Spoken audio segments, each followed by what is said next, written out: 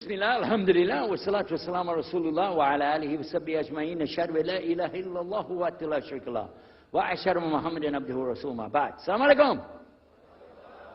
You still awake, huh? Okay. We didn't bore you to death yet, but we'll work on it, inshallah. My name is Yusuf. Did you say Yusuf? You said Yusuf. You're very good. I wish you'd teach my wife. She keeps mispronouncing it. She calls me useless.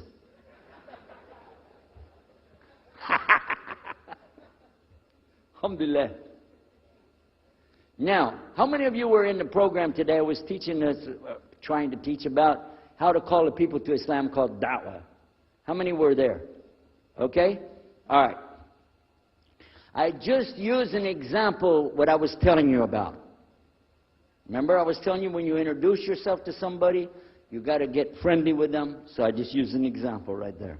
Because this will disarm the people. Disarm them and make them relax a little bit. Because they're coming to you with things like, how come you Muslims has to kill all the people? What kind of question is that? How come you have to beat your wives?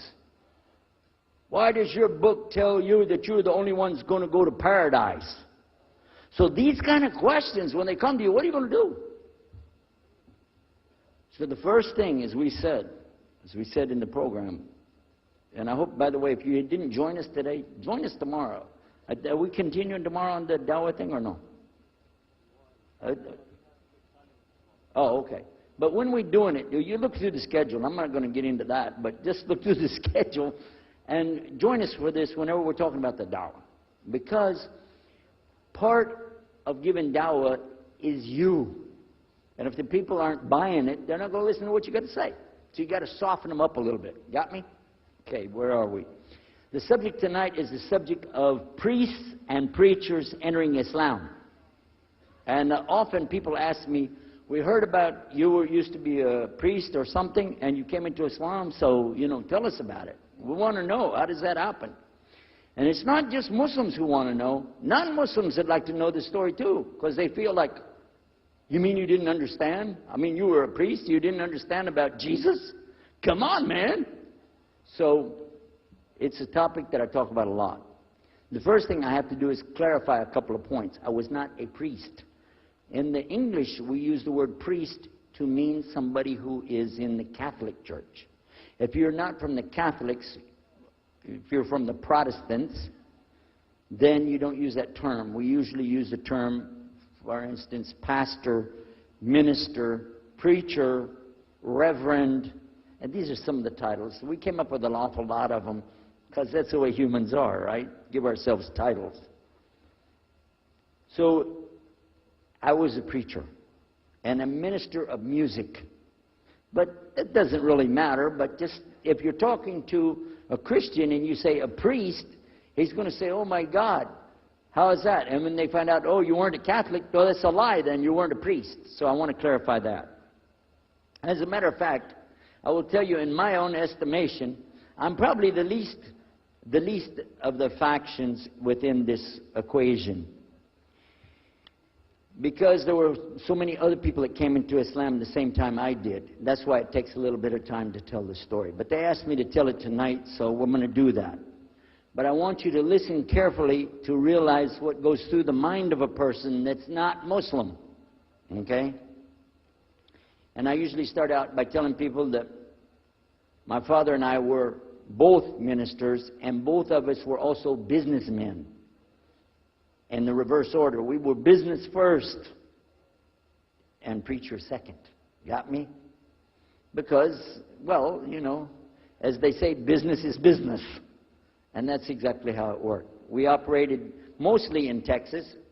We had a place in San Antonio, Houston, and also in the Dallas area. And we were very concerned about Christian conditions. So my father started something called Concerned Christian Centers.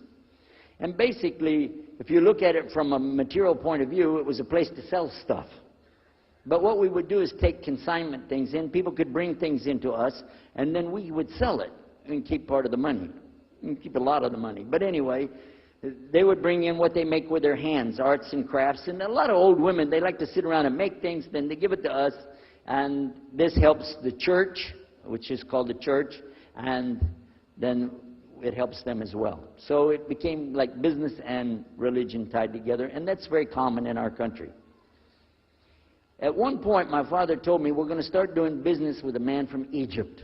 Well, I said, well, this is great. International sounds good. We can put this in our business card. We're international.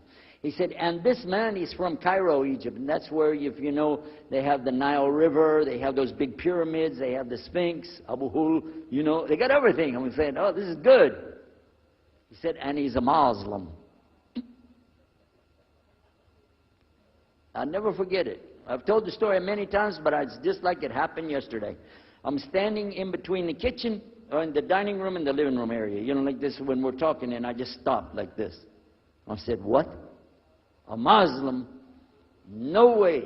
No way do I want anything to do with that. Dad, come on, you should know better than anybody.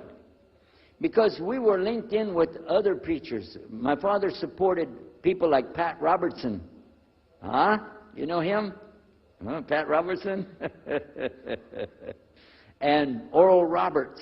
He's not very popular anymore, but he used to be real strong. And his ministry up in Tulsa, Oklahoma. In addition to that, people like Benny Hinn. I don't know if you heard of Benny Hinn. He's coming over this way, so look out. And there's many of them. John Hagee, and the list goes on. Jerry Falwell, Jimmy Swaggart, some of the names, maybe you heard those before. We know these people. We know all about them. All about them. Okay?